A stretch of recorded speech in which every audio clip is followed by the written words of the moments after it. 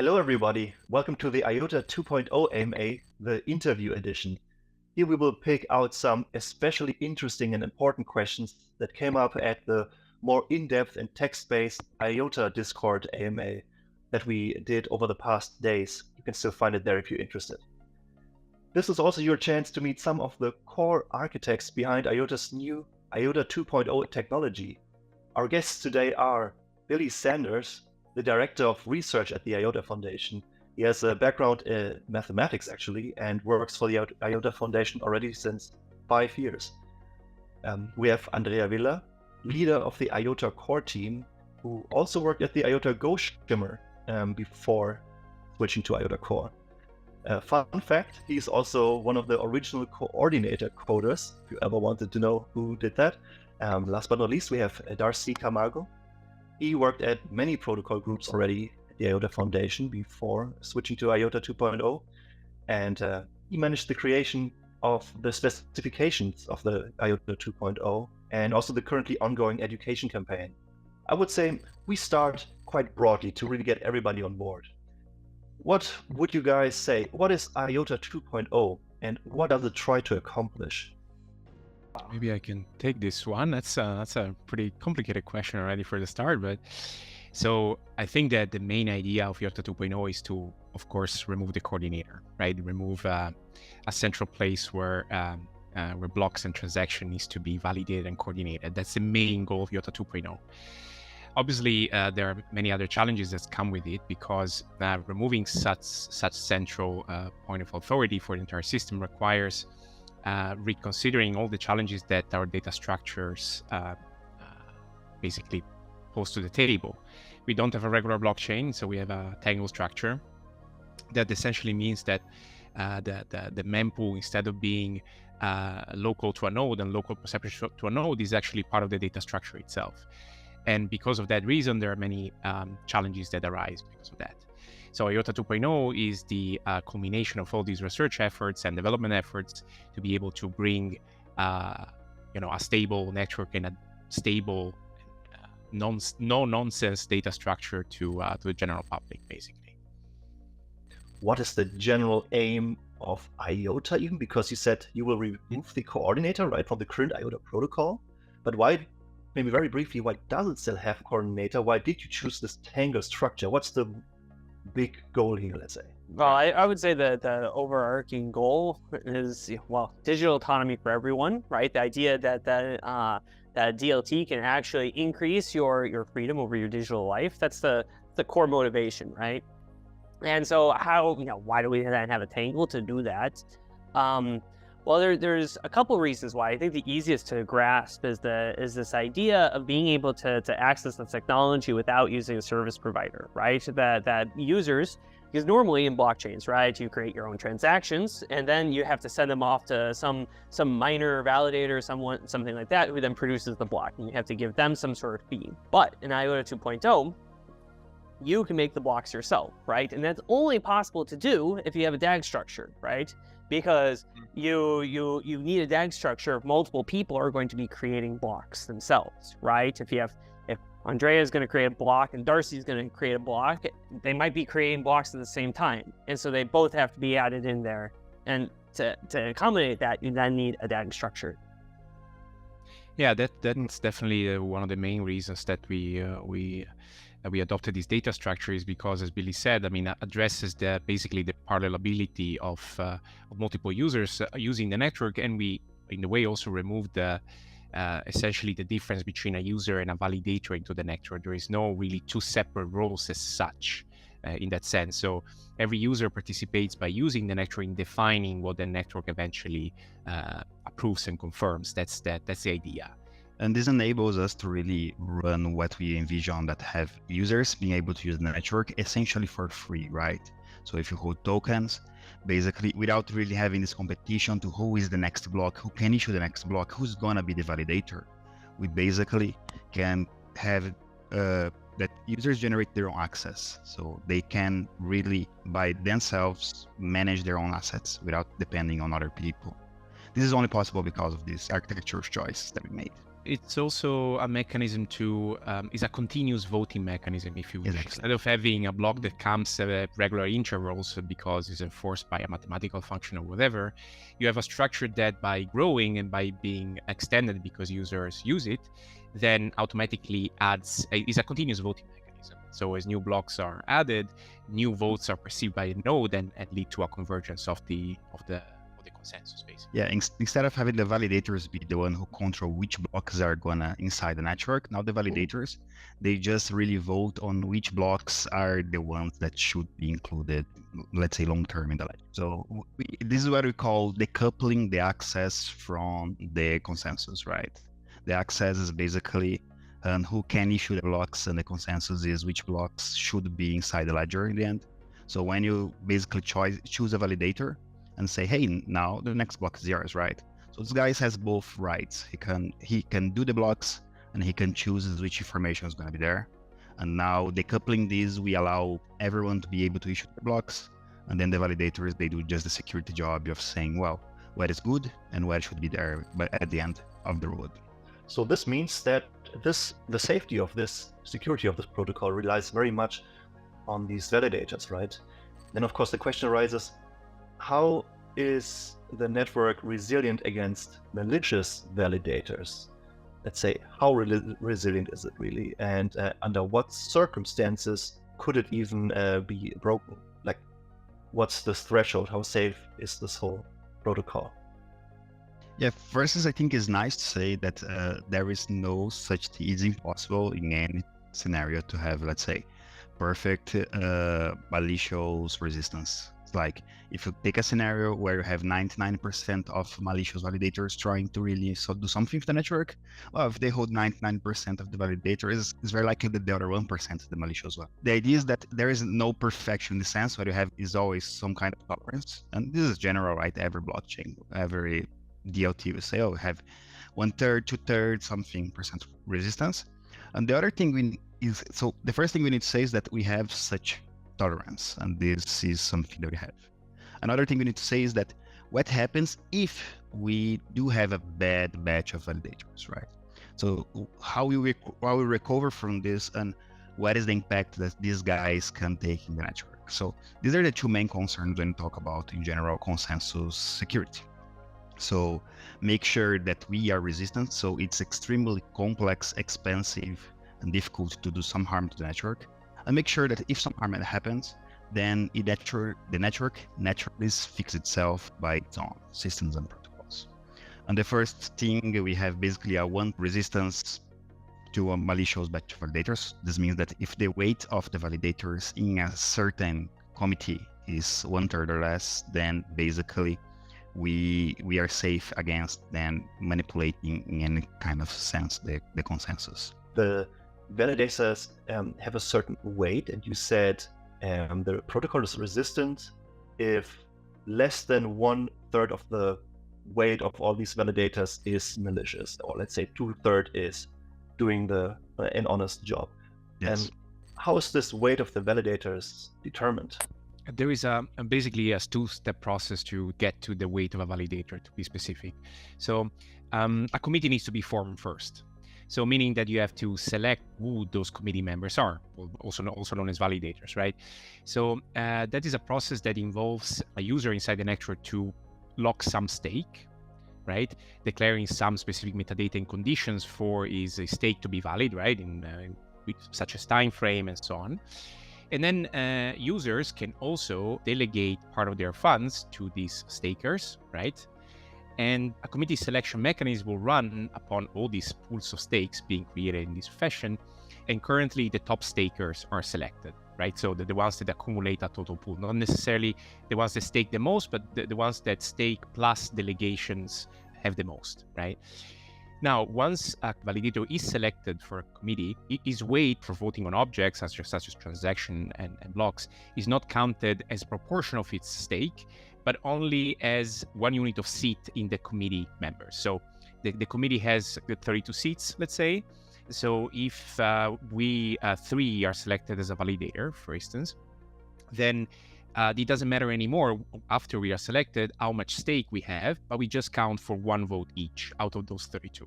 That also allows an interesting property, because the way the voting mechanism works is completely agnostic to the selection mechanism of that committee. Let's say you could perfectly in the future, if we wanted to, swap out the committee selection mechanism, but still retain all the voting logic and mechanism in place, because once you're elected into a committee and you have a seat, that's where your seat, the seat what counts for the vote, not whatever you use to select such committee, which in this case is stake, right? We really try to decouple as much as possible all the components. The component needs to be agnostic of what happens before in the data flow, because fundamentally it doesn't quite matter if you solidify the concepts enough, right? The fact that we have a Tangle does not really affect what happens later on. It's just certain properties that the Tangle provides are very interesting and very, very useful that can be used down the line, but it's just a result of the data structure that doesn't need to be enforced later on. So it's a natural consequence. We can go into more details later, but yeah, that's the design principles. An example of this, we basically are already studying how we could implement cryptographic partitioning on exactly this part of validation, committee selection from the validators, right? We call everyone who stakes a validator here, and then we select the committee that is going to operate during such epoch. So basically, this is something we already are researching for some time now. Of course, it's very bad if you do a lot of things at once. So we are starting with a simpler approach, and then after we finalize the details of this, then we can just replace them, exactly because this modular design was something that we had in mind since the beginning, especially so we can really continue upgrading, updating the protocol, the network over time. How exactly does this Manabased congestion control work? How does this mechanism differ from similar approaches such as Ethereum's EIP 1559 protocol? How does this Manabased congestion control work? So the congestion control kind of is split up into sort of several different parts, right? So first, you have to think about what's happening, right? Everyone's producing their own blocks, and the blocks are, being broadcasted through the network, right? Being gossiped throughout the network. And so when a node is sitting there listening, it receives these blocks, and then it needs to decide what to forward on, right? And so when it gets too many blocks, that's congestion. And then it has a queue that, that stacks up and as it's sending out, right? Because every node can only send out at a finite rate, right? Because if it sends out too fast, then it'll overload its neighbors, okay? And actually, we'll drop, nodes are supposed to drop connections of nodes that try to, overload their neighbors. So the first question, or one of the questions, how does the node sift through this traffic, right? And so this is where we get the, where we have the scheduler. We have the scheduler that looks at how much mana you have, and then kind of goes around and uses how much mana each person has to decide how many blocks they get. So what they do is they organize the blocks by issuer, and then they go to each issuer and says, okay, how much mana do you have? You have a lot, so I'll let a few blocks through. You have less, okay, I'll let one through, so on. So that's the congestion control, right? As actually is the management of the congestion. Now next, how do we make sure that there's not too many blocks that are put into the system, right? Because the people who are producing blocks need to have their rate limited somehow. They can't, even with this local congestion, if everyone just starts producing as many blocks as they can, then there'll be too many things going in, and then you'll get congestion, right? So this is where the mana burn comes in. Basically, what we need is someone to actually burn something, right? And what they do is they burn mana that's generated then from the IOTA tokens. So essentially what happens is how many IOTA tokens you have guarantees a certain amount of throughput, right? And then the mana that's generated through that is a manifestation, a tokenization of that throughput, right?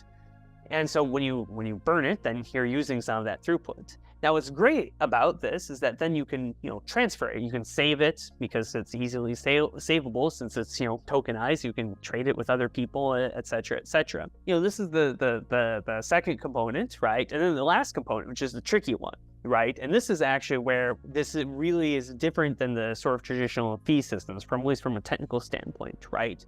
So is the double burn problem, right?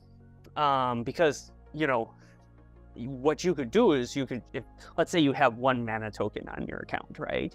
And you just okay, you can issue 100 different blocks, each burning that one token, right? And then you issue them all off into the network with different people. Which one's correct? This is a consensus problem. That's actually one of the reasons why I'm always interested in congestion control, because it takes this like networking thing, congestion, mixes it with congestion. It's a very fascinating mix of two problems. So we have to be able to decide, which one of these things is correct. We have this accounts, right? So everyone who's issuing blocks has an account, and those accounts have these deposits, and these deposits are fairly small individually, right? It's just kind of like a large dust deposit. And if someone is caught overspending, what happens is the account is locked, right? And then the deposit is also locked and that account can't issue any more blocks until the debt, the overburn of mana is paid back. If someone was going to try to create problems by overspending, what they would have to do is make several different accounts, and that would get very expensive very fast, right? So now to tie this in, what's the difference between that Ethereum proposal? For the viewers who are not familiar with this, what they do is they use this mechanism to try to keep to set how much fee should be paid for each block. So every transaction pays a fee, and that fee is declared by the protocol based on how many transactions were in previous blocks. So if the blocks get too big, then what they do is they up the fee, and then that causes the blocks to shrink, right? We use a similar mechanism actually with the setting how much mana you need to burn for every block. So the mechanisms are actually kind of similar, but the sort of fundamental difference is that on Ethereum you're using this to manage the congestion in the mempool, so it's completely different, right? You don't need any sort of consistency on it. All the block producers don't need to have the same mempool, right? And so the real congestion control on Ethereum is actually in the creation of the blocks. And that's the real difference, right? And so where that kind of comes through then is actually sort of similar in the sense of that both Ethereum and IOTA, how many blocks you can produce is actually allocated by how many tokens you have, right? Because having more tokens increases the probability that you'll be issuing a block in Ethereum, and same thing with IOTA, right? That's just how you regulate access. Well, although the mechanisms then are completely different.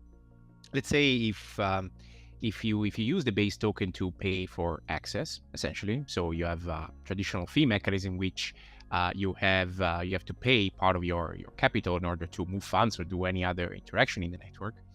Well, the obvious essential problem is that if you have too little to access the network, then your account will be basically locked forever, because it means that if you don't have enough fee to pay for your transaction, that will never go through, right? That's the first obvious implication of this.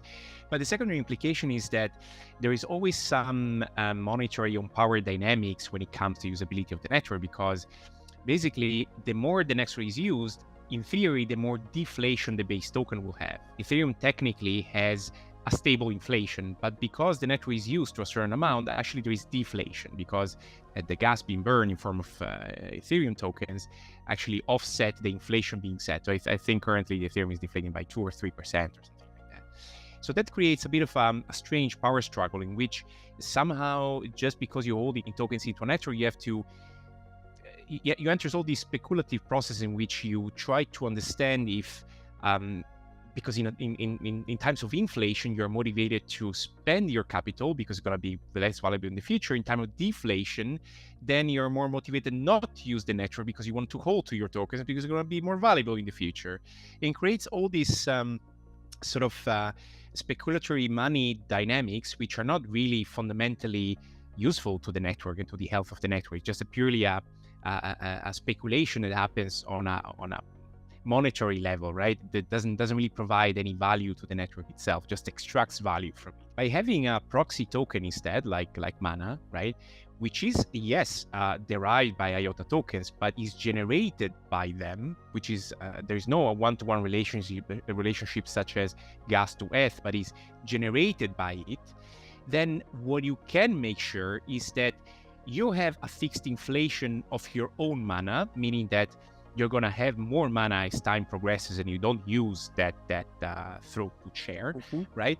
And at the same time, if the network is more or less used, it does not impact your base token, because your base token is not deflated or inflated depending on the so there is a much more straightforward relationship on your base token.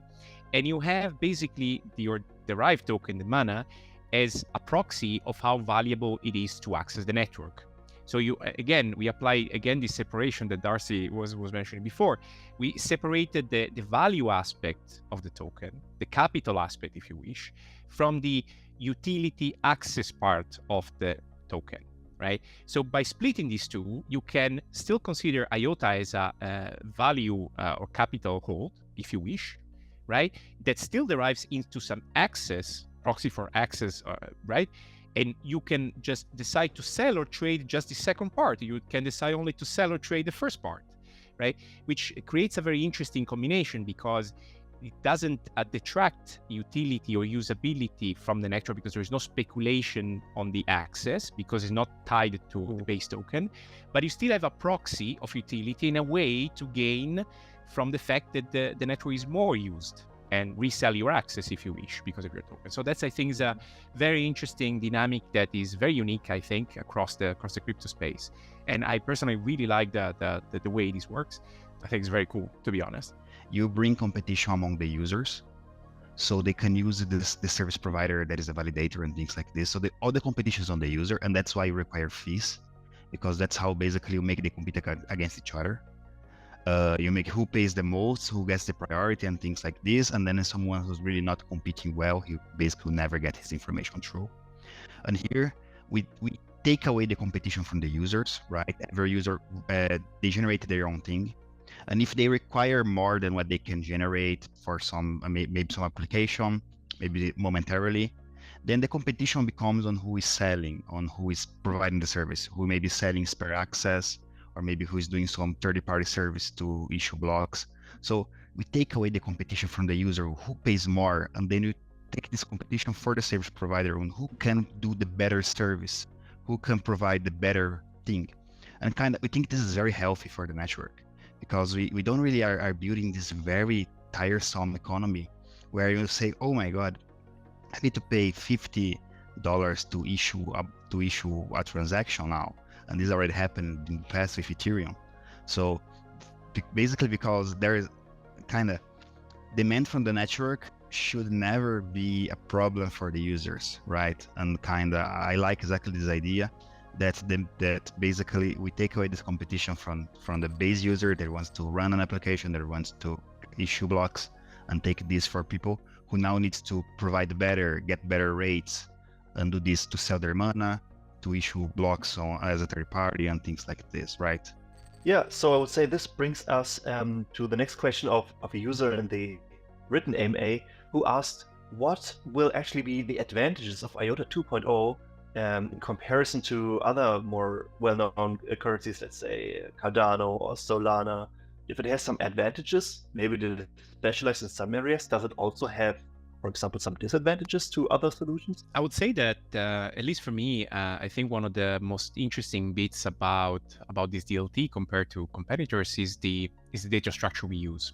Essentially, the mempool is a local perception to every node, right? A node is just as a bunch of transactions, right? They're floating in the network, they gossip it to each other and stuff like that. So, and then it just basically picks arbitrarily between this group of transactions which ones to include in a block in case is selected to mine a block or to propose a block, right?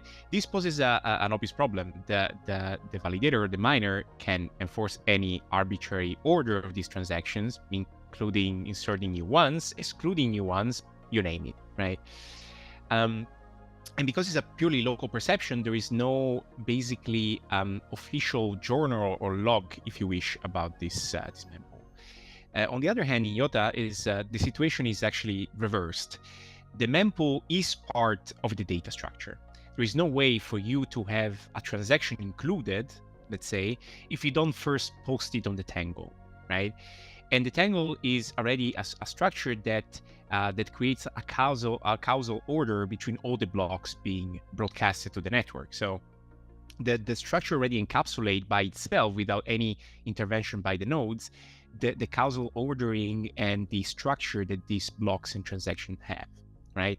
That's the first point. So there is no local perception of nodes when it comes to this. This also essentially means that when the validators have to pick something, right, to extend the structure and validate things, well, they cannot just arbitrarily choose what they want out of this transaction, because there is a natural evolution of the structure.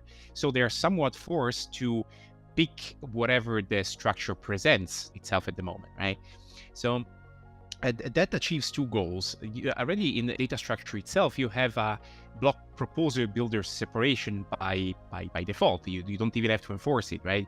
Because are the users that basically propose the block, right? Because they are ordering the data structure according to the way they issue transaction and so on.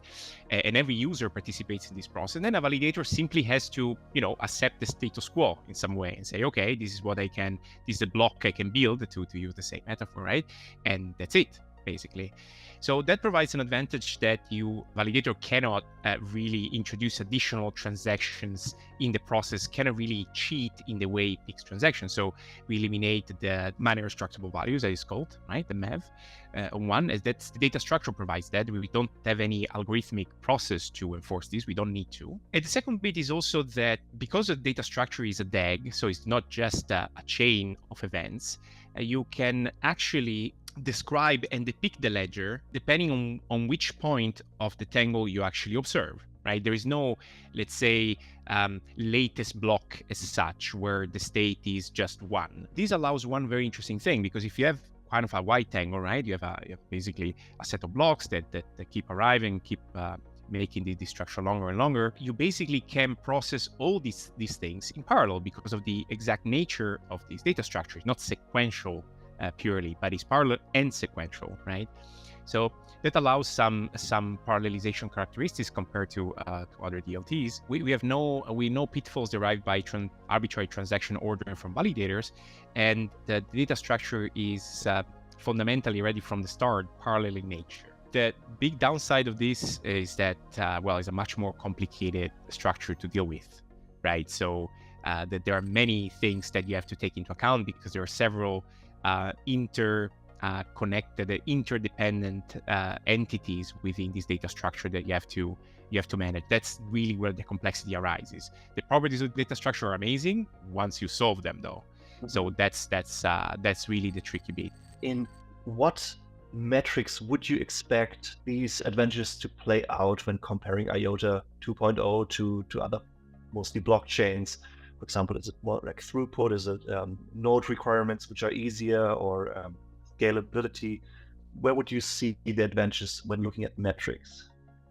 Well, I would say that there is no specific bottleneck in the network when it comes to, there is no batch processing as such, in which at some point in the network, some big event happens, right? That's usually the case in other DLTs with these sort of rounds in which at some point a block arrives, or at some point some big event happens that forces your processing to be really pinpointed at some specific point in time, and the rest of the time you're basically just doing nothing, waiting for the next round. This is something that doesn't happen in this protocol, because as we mentioned before, it's a continuous voting mechanism, and this process happens at all times. So the node resources to be less strained. So that's the first thing that I would say, because being continuous and parallel, that scales much more horizontally rather than vertical. You don't need a much bigger machine. You just it's just more adapted, I guess, to a multi-core era compared to a single hardcore heavy processing at one specific point in time. Even in a traditional mempool scenario, you need every miner to know every transaction that happens in the network. Otherwise, I mean, you are distributing the probability that a certain transaction might be included or not simply because a validator or a miner doesn't have it. So fundamentally, the point is the same. Every node needs to know everything else. To sharding, obviously, that's a complete whole different topic. While transactions in other cryptos are unstructured, and there is no inherent causality between them, right? There is no fundamentally any priority why a node should send you this transaction or should you request this transaction and so on. Instead, having a Tangle structure, right? And because every block that you receive, every transaction that you receive needs to be fundamentally attached to something else, then there's automatically an order to which you should receive and send things. So if you send me something that is not attached to anything, I will simply not do anything with it. I won't forward it to anybody else because it's irrelevant to the current Tangle structure. Instead, if you send me in Ethereum 1000 transactions, well, I'm forced to forward those 1000 transactions to every other node, unless I implement some other mechanism to figure out that you're doing something nasty with it. But right, so the structure also provides this sort of orderly safety of causality of entities, if you wish. I don't know exactly how to explain it, but that's also, I would say, that in some way makes the structure much more minimal to what essentially tries to convey or encapsulate, right? So reducing also probably the waste of network that you would have otherwise, right? Because only transactions that or blocks that happen to be attached and healthy to the actual state of the network gets forwarded by other nodes. Otherwise, they're just nothing, right? They're just disregarded.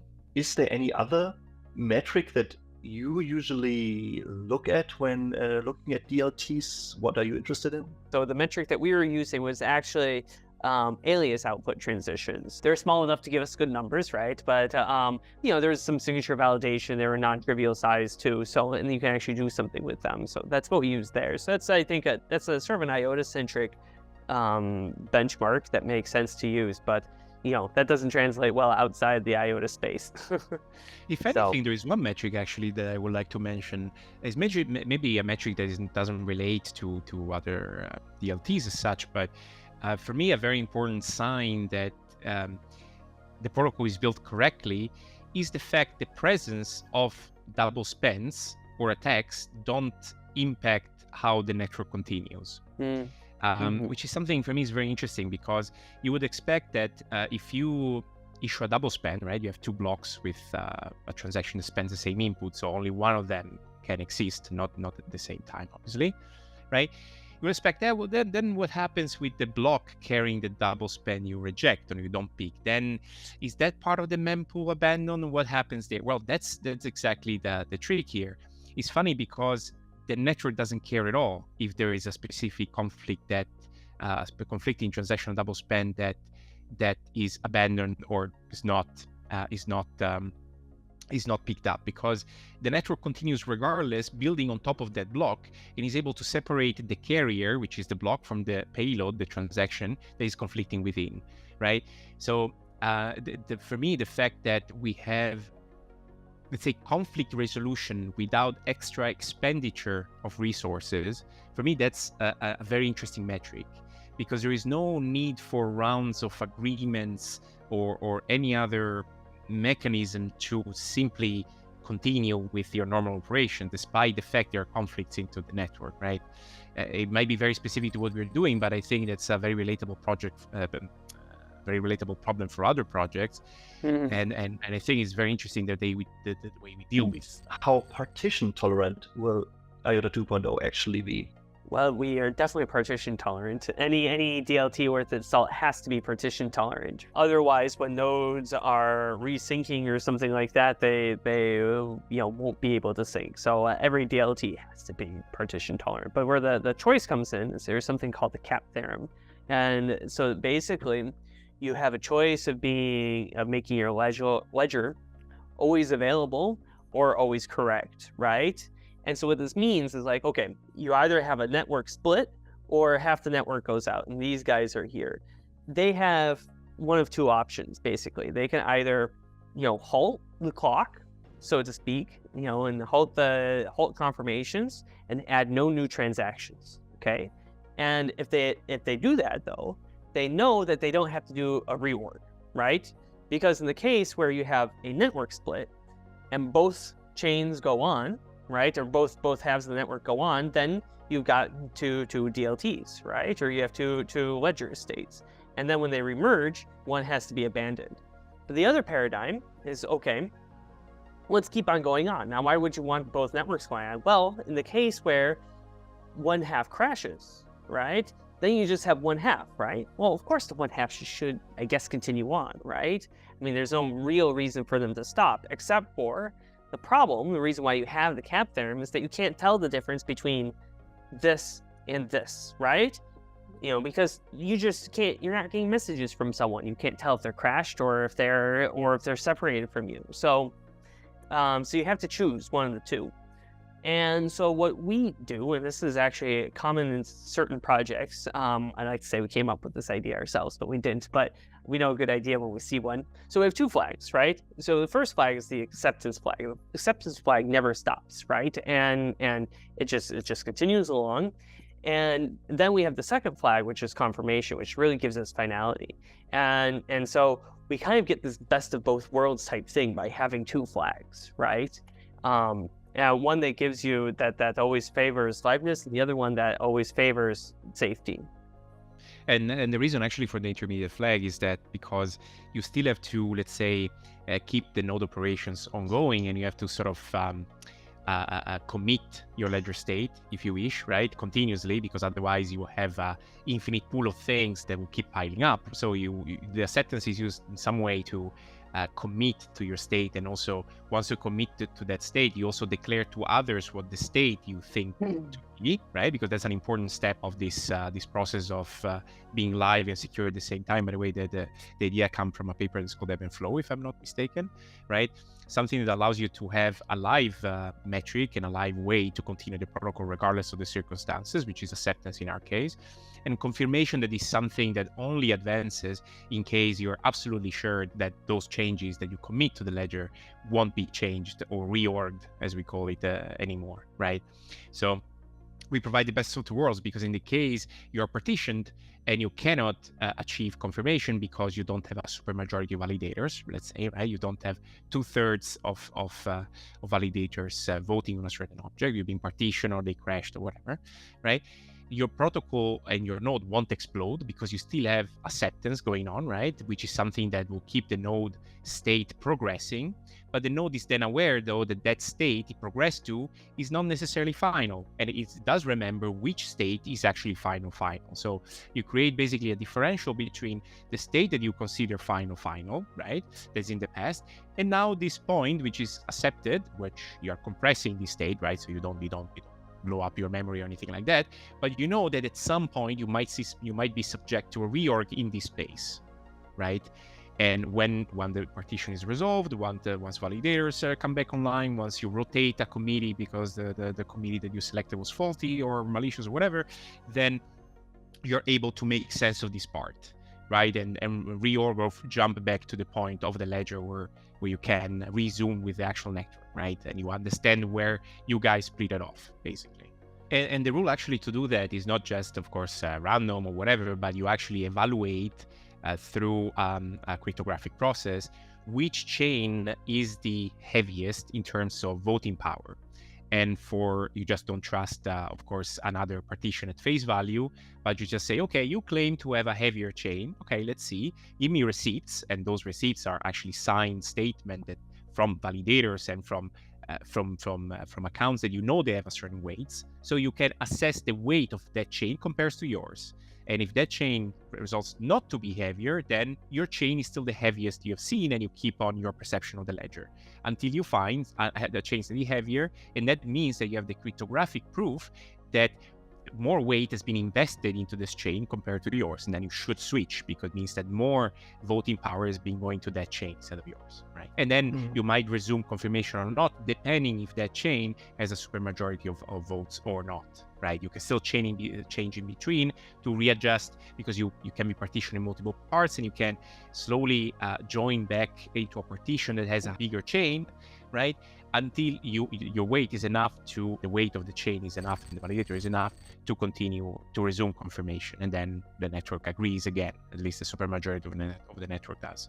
When we have IOTA 2.0, what is still on the roadmap? Scalability, right? Like we'll look into improving the efficiency and the performance, because that's in the end what a lot of people really need, right? I think the DLT that's going to really win in the market is the one that really can actually service a global throughput. We want to create a protocol that enables the community and people in general say, okay, this is cool. Let's come up with something interesting for this. And then whatever arises, we have to, if it's not already enabled, we should enable. In the end of the day, the DLT should be a platform to allow other people to do things. If you want a thing that lots of people can use for various applications and such, that it has to have the throughput to be able to meet that. I would say then we're through with our questions that came from the community in the Discord AMA. Thank you, Billy, Andrea, and Darcy for your fantastic tech contributions over the past years. Ciao, Guys, thanks a lot. Have a good day. See ya. Thank you Thank you, again. guys. Same for you guys. Ciao. Bye. Ciao, ciao.